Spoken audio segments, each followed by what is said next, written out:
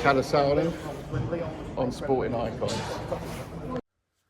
Okay, so the IBF mandatory challenger, Filip Hrgovic, is out there in Poland this weekend scouting for the winner of Usyk versus Dubois. We know that the IBF have already ordered that, so the winner of Usyk and Dubois must fight Filip Hrgovic next.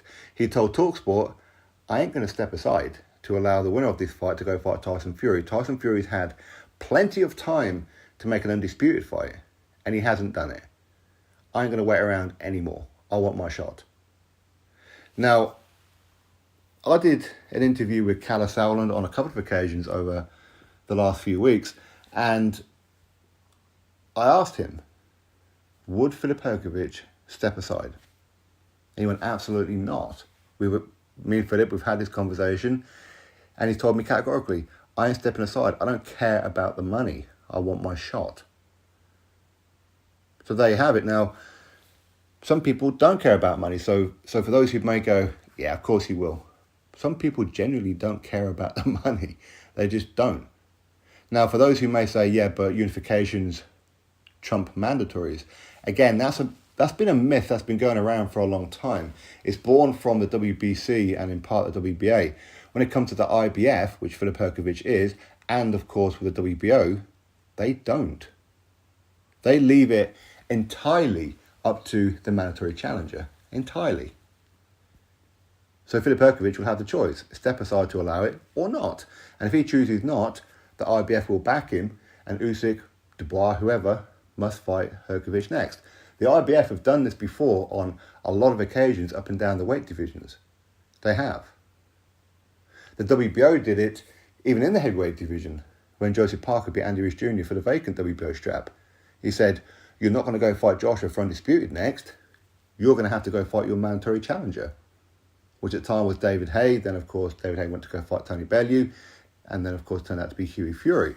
The WBO said, you ain't fighting in a unification. So sanctioning bodies and the allowance, if you like, the rules of unifications trump mandatory, it's a myth. The WBC have something in theirs, but the rest don't. Okay? So if anybody was looking forward to, say, potentially Fury and Usyk getting it on maybe in December, January, February, whenever it may be in Saudi, it's very, very unlikely. Very unlikely. Now, it's not that Usyk and Fury, for example, couldn't fight. They could, it just won't be for undisputed. Hrgovic will pick up a vacant belt. So, when it comes down to it, it's entirely on Filip Hrgovic. And nobody can blame him. You know, if you're in his position, he's a guy who backs himself. He's a guy who will say, I can beat Dubois. I can beat Usyk. Whether you believe that he could or not is irrelevant. He does. I will get those belts, and then I will go fight Tyson Fury myself and go make a whole heap of money rather than just take a little bit of step-aside money. I want to be the first 4-belt undisputed champion in the heavyweight division. I want to do that. I said before, some people just don't care about money. They care about legacy. They care about opportunities. Filip Hrgovic, as far as we can tell, doesn't exactly live a lavish lifestyle, does he? I'm sure money is important. Of course, he's got a family and all that kind of stuff. But if you back yourself, and you know what? Regardless of who wins between Usyk and Dubois, he's going to back himself. He will. That's the fighter's mentality.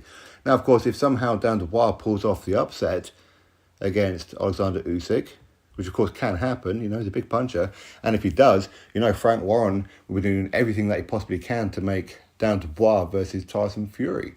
That's 2 of his fighters for undisputed. Well, he can't do it unless Filip Hrgovic agrees. And if Dan Dubois was to win that, do you think with Eddie Hearn in his ear and Kalle Sauerland in his ear and Nissa Sauerland in Filip Hrgovic's ear that he's going to accept any kind of step aside? Not a chance. Not a chance. So, listen, I'm sure it's disappointing for some people.